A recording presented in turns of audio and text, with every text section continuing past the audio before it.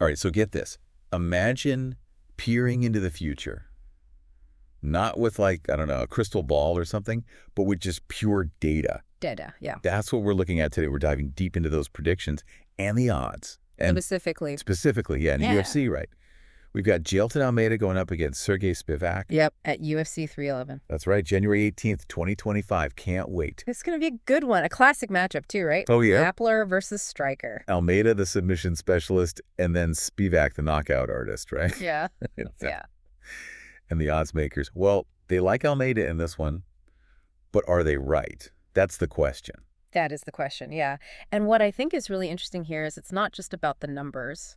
Predictions, they're a blend of, I mean, you've got data analysis, you've got expert insight, and then there's always like a little sprinkle of gut feeling in there too. Oh, yeah, for sure. You know, you got to understand the fighters, how they match up, their strengths, their weaknesses. Right. It's almost like a puzzle, like you're piecing together all these different elements to try to get like a glimpse of what might happen in the octagon. Exactly. But let's get down to like the basics. We've got these two fighters, Almeida and Spivak. Mhm. What are their key stats? How do they compare to one another? Yeah, so Almeida is the older of the two. Okay. He's 33 years old. He's also taller, 6'4", and has a 79-inch reach. Wow. So that reach, that could be big, especially for his grappling, Gives him a lot of leverage to take Spivak down. He's known for that really aggressive Brazilian jiu-jitsu, and I mean, his record speaks for itself. Oh, yeah. 13 wins by submission, that's incredible. That's a lot of submissions. Yeah. Now, on the other side, you've got Spivak. He's 29, a little bit shorter at 6'3", 78-inch reach, and, he's got that knockout power, 7 wins by KO. So I think, that stylistic contrast, that's a big part of why the odds makers are leaning towards Almeida, right? Yeah. His grappling prowess could be a serious threat to Spivak. Okay, so we've got the tail of the tape, but let's talk about the, the kind of mysterious odds. Yeah. Those minus 410 and plus 265 numbers. What do they actually mean for us normal people? Yeah, they can seem a little weird, but basically they're a way of expressing the probability of each fighter winning. Okay. And they also reflect the potential payout if you place a bet. Right. So that minus sign, that tells you who the favorite is. Gotcha. And the number, it represents how much you'd need to bet to win $100. So in this case, Almeida's odds are minus 410, meaning to win $100, you'd have to put down $410. Wow. Okay, so the bigger the minus number, the more likely they are to win. Exactly. Now, Spivak's odds are plus 265. So that means if you bet $100 on him and he wins, you'd get $265. Okay. The plus sign, that's the underdog, and that number shows you how much you'd win on a $100 bet. Okay, I get it. So it's not just about who's more likely to win, but how much, like what the potential reward is if you bet on the underdog. Yeah, that's a great way to put it. It's about the risk and the reward. Betting on the favorite, that's generally considered safer, but the payout's smaller. But backing the underdog, that's riskier, but the potential reward, much, much sweeter. And of course, these numbers, they can change based on a bunch of factors. How much money is being bet, any news about the fighters, even things like public sentiment can sway things. Public sentiment? What do you mean by that? I mean, think about it. Let's say one fighter, he's a huge fan favorite, maybe because of, I don't know, his personality or his fighting style or something. People are more likely to bet on him even if his opponent has a better track record. Right. And all those bets, that can actually skew the odds, make the fan favorite look more likely to win than they actually are. Wow.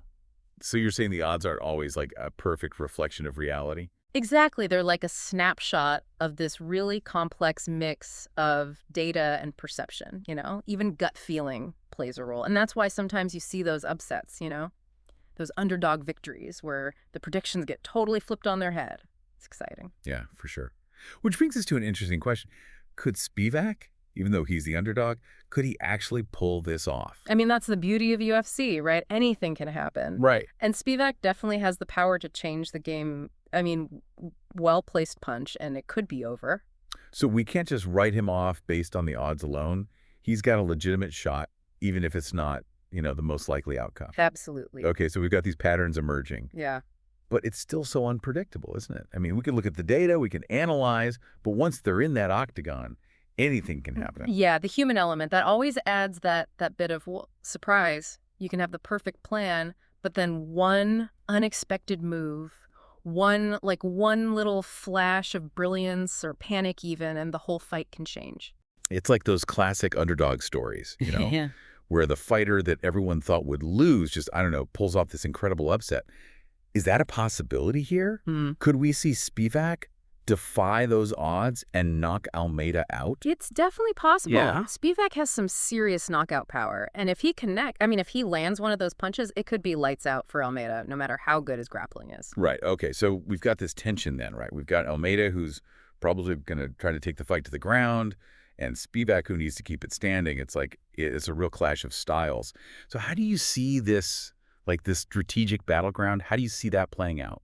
It's going to be fascinating to watch, like a chess match for sure. Almeida's going to be looking to close that distance really fast, maybe use his reach advantage to try and tie Spivak up, and then go for the takedown. He'll be patient, though, wait for the right opportunity, try to exploit any openings in Spivak's defense. And once he gets the fight to the ground, his goal is to get that dominant position and work towards a submission. And Spivak's game plan will be the exact opposite. Yeah. Stay elusive, keep his distance, use that striking to try to wear Almeida down. It's like the unstoppable force and the immovable object. Yeah. Yeah, that's a great way to put it. So it's a test of wills, battle of strategy and adaptability. Whoever can put their game plan into action and make those adjustments on the fly, well, they'll probably have the upper hand. Yeah. Yeah, this is making me think about prediction and odds, but in life in general. Oh, yeah. It's not just about UFC fights. No, not at all. I mean, these same things, they play out in so many areas of our lives. For sure. Whether you're making an investment, you're trying to figure out an election, even just navigating, your relationships, there's always an element of prediction there, right? Yeah. Trying to figure out what's going to happen next based on the information you've got, past experiences, your intuition. Absolutely. We're all odds makers in a way. Yeah, it's true. We weigh the factors, we make calculated bets on the future. But, as we've seen with this fight, even with all the analysis, there's always room for a surprise. Oh, for sure. This is a valuable lesson, Yeah. We can gather all the data in the world, we can analyze, make predictions, but ultimately, we can't control the outcome. Right. There's always a chance things will go in a totally different direction than we thought. That's true. It's like that saying, everyone has a plan until they get punched in the face.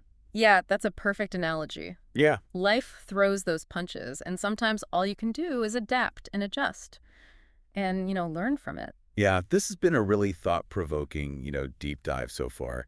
We've gone from these really specific details about this fight to bigger insights about prediction and odds and just the uncertainty of life in general. I'm really interested to hear your final prediction for this matchup.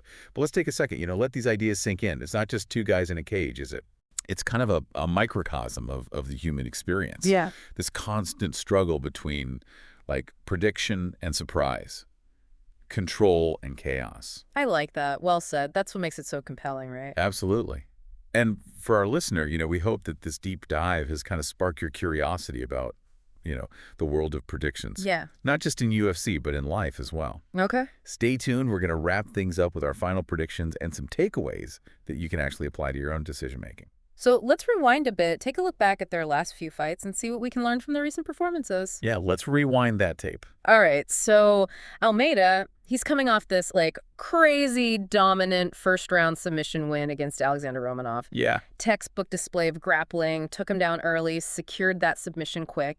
And if you go back even further, there's a clear pattern there. Yeah. He's on a tear. He's been submitting some huge names in the heavyweight division. Like Derek Lewis, Jairzinho Rozenstruik. Exactly. Both known for their striking power, but they both tapped out to Almeida's submissions. And, that's going to be factoring into those predictions from the odds makers, right? Oh, big time, yeah. Yeah. Those wins, they show his skill, but also his ability to execute his game plan against anyone, really. Yeah, he's just so effective. He closes the distance, gets that takedown, and then just dictates the entire fight from that dominant position. It's impressive. Okay, so then for Spivak, it sounds like to even have a chance, he needs to avoid going to the ground at all costs, right? Pretty much, yeah. He's got to use his footwork, keep Almeida at bay, and then find those opportunities to use his powerful strikes, exploit those openings. Okay.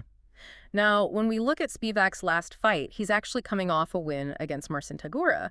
But And this might surprise you, it was by submission. Wait, really? Submission? I thought he was like, a knockout artist, primarily a striker. He is, yeah. But the win against Tybura, it shows that he's got more tools in the toolbox. He can mix things up. He's well-rounded.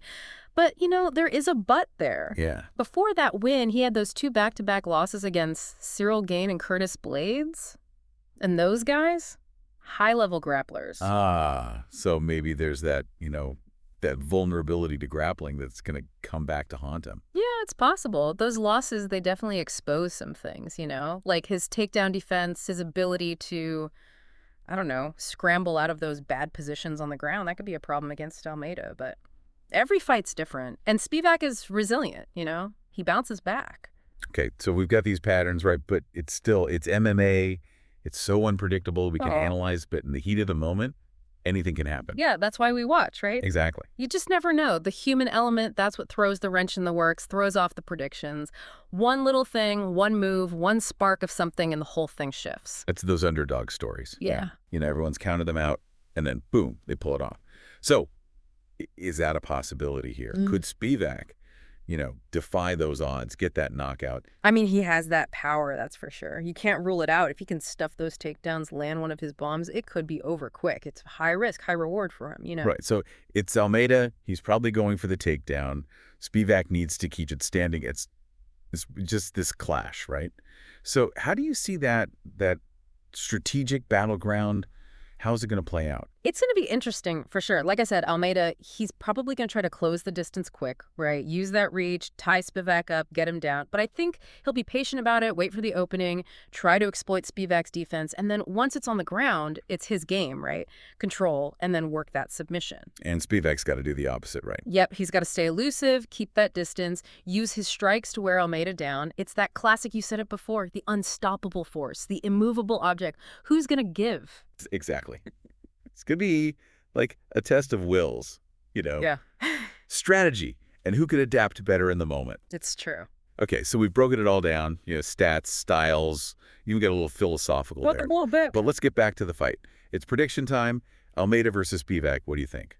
Yeah, moment of truth. Right. You ready to put your prediction skills to the test? Let's do it. All right. So based on, everything, right? Everything we've talked about. Yeah. I'm leaning towards Almeida on this one. Okay. I just think that grappling dominance, it's going to be too much for Spivak. I'm going to say Almeida by submission, probably round 2. Round 2, all right. I think, Spivak, he might come out strong, put up a good fight at first, but Almeida, I think he wears him down, gets him to the ground, takes control. What about you? Yeah, I can definitely see that happening. Almeida's submission rate, it's insane. And, like we said, Spivak's had trouble with grapplers in the past. But I don't know, the part of me wonders if maybe we're underestimating Spivak a bit. You'd think so. You'd think he might have some tricks up his sleeve. Maybe. He did get that submission win against Tybura, remember? Oh, yeah, that's right. So maybe he's been putting in the work, improving that takedown defense, working on his ground game.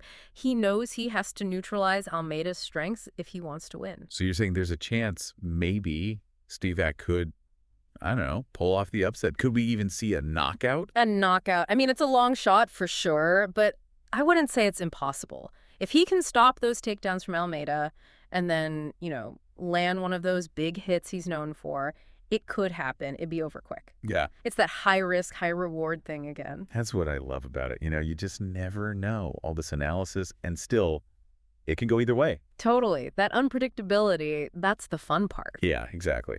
And, it's a good reminder, right, for life in general. Oh, yeah.